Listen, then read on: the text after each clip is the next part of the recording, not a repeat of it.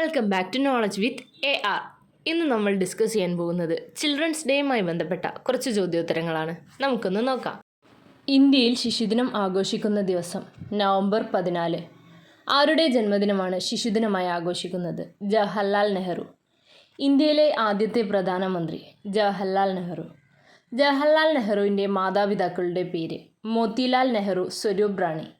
ജവഹർലാൽ നെഹ്റുവിൻ്റെ മകളുടെ പേര് ഇന്ദിരാഗാന്ധി. ജവഹർലാൽ നെഹ്റുവിനെ കുട്ടികൾ സ്നേഹത്തോടെ വിളിക്കുന്ന പേര് ചാച്ചാജി. അലഹബാദിലെ നെഹ്റുവിൻ്റെ കുടുംബ വീട് ആനന്ദഭവൻ. നവഭാരത ശില്പി എന്നറിയപ്പെടുന്നതാര്? ജവഹർലാൽ നെഹ്റു. നെഹ്റു ആരംഭിച്ച പത്രം നാഷണൽ ഹെറാൾഡ്. നെഹ്റുവിൻ്റെ അന്ത്യവിശ്രമ സ്ഥലം ശാന്തിവനം. നെഹ്റു പുരസ്കാരം ആദ്യമായി ലഭിച്ച വനിത മദർ തെരേസ. ജവഹർലാൽ നെഹ്റു എത്ര തവണ കോൺഗ്രസ് പ്രസിഡന്റായി? 8. ജവഹർലാൽ നെഹ്റുവിൻ്റെ ആത്മകഥ സമർപ്പിച്ചിരിക്കുന്നത് ആർക്ക്? കമല നെഹ്റു. ഇന്ത്യൻ ഭരണഘടനയുടെ ആമുഖം തയ്യാറാക്കിയതാര്? ജവഹർലാൽ നെഹ്റു. ആഗോള ശിശുദിനം നവംബർ 20. ജവഹർലാൽ നെഹ്റു ജനിച്ച വർഷം 1889. ജവഹർലാൽ നെഹ്റു പഞ്ചവത്സര പദ്ധതി അവതരിപ്പിച്ച വർഷം 1951. ജവഹർലാൽ നെഹ്റുവിൻ്റെ ചരമദിനം 1964 മെയ് 27.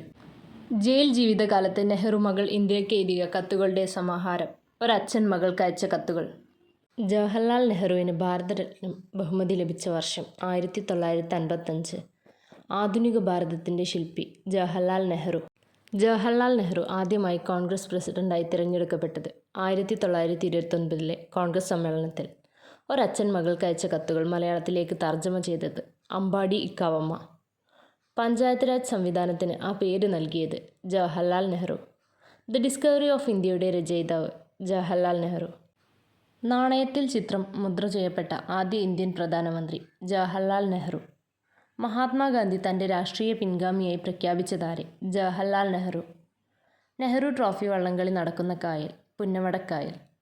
ജവഹർലാൽ നെഹ്റുവിനെ ഋതുരാജൻ എന്ന് വിശേഷിപ്പിച്ചതാര്? ടാഗോർ.